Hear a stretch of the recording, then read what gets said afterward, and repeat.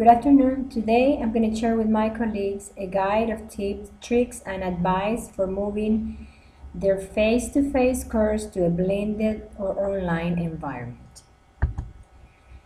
Before you start, give some thinking to your preparation process. Think, brainstorm, and plan what you want your student to get from the blended online class. Is it to expose them to new trends in education? To the new technology? Ask yourself, what is the benefit that they will mostly get out of studying in a blended environment versus a traditional face-to-face?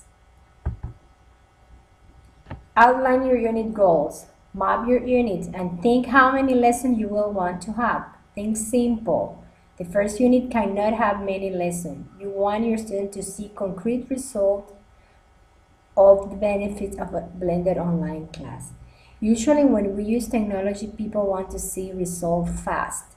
So we want to teach them and we want to show them the benefits of studying online and how they can do that and they can have faster results on their learning and benefit on their learning.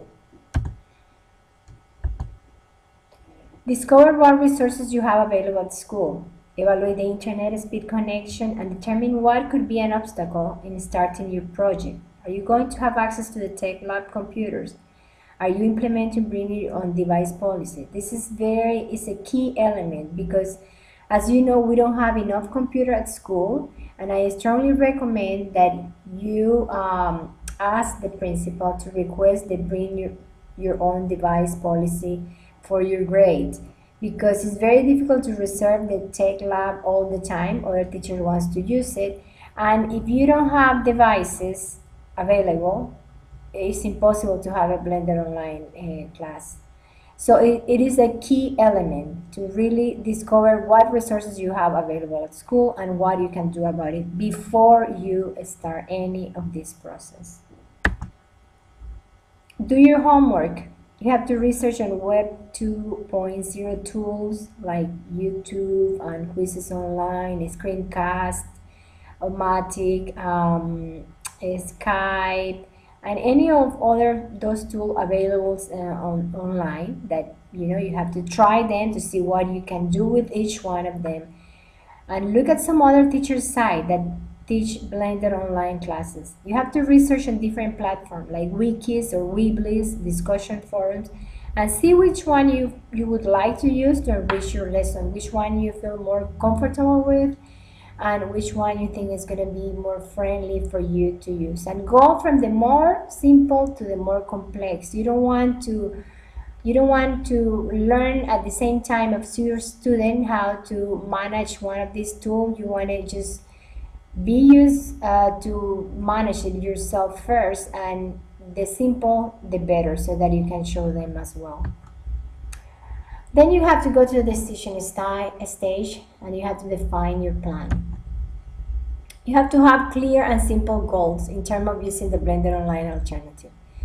Think of it as a path more than as a long-term goal. Students at our school are still used to the traditional way of learning. This is something new, so go one step at a time. But have in mind, where do you want to go with them at the end of the learning period? Define your learning goals in a simple way so students could clearly see what is the content of what they are studying. Remember, you're using a new style of teaching, so content has to be simple, concrete, and interesting. You don't need to cover a lot of content. You can choose one or two concepts of your unit and just emphasize on that, because remember, you're going to emphasize more now of having a student used to the new technology, so you have to have a small amount of content that you're going to enhance with the use of a lot of technology tools. Plan only a unit to begin with, no more than 5 lessons, I would say. Put one lesson at a time so that you see how the platform works first. I suggest you only do a task per each lesson. Could be summative or formative. Decide to use one of the Web 2.0 tools to support your task. I would suggest you use a different one for every task, so you try them one at a time, and students too. It is very important not to overwhelm students to begin with. Remember, you want them to experience. You want You want them to see how it works first so that they can use to all of this. I would suggest each one of the tasks you use one of the different tools so that you see how it works. For example, at the beginning, I did ask the students to submit their work from the Weebly and send it to my email. Big mistake. I have my email full of assignments that I had to see and evaluate, and they were mixing with all my emails. So it was very difficult for me to find them. So therefore you have to do this and experience and see what you can correct and you can change. This is an ongoing process. Decide how you will present your unit, what platform you will use. I personally suggest you use a Weebly and ManageBack together. In the Weebly, you could put your unit's lesson, resources, and assign tasks, but then instruct them to use Dropbox in ManageBack. ManageBack is more friendly for grading and it will make your life easier. ManageBack is a great tool that you can still use as a calendar and as a grading tool. And then you can use the Weebly just to put your resources and have your student access it so that they can work from there. Important detail, how to assess a student in a blended online course. Of course, we have to assess them, we have to evaluate them, and we have to see if they are getting the content and the skills that we want them to develop. You can keep reading tests and quizzes in paper in the transition stage. I still do that, and I use them some of the time. It's very important and it's still a valid tool. You can generate quizzes and tests online with, for example, online quiz Google form and use it too. But there are many other forms of quizzes and tests that you can generate on the internet and you can use. And students like that because they like to see how many right or wrong they got. They like to see their grade right away, and if you use reading tests, you don't always give them result right away. I personally suggest discussion boards like Noble, for example, by which you could assess the level of comprehension of any specific topic. Students love discussion board because they can express themselves.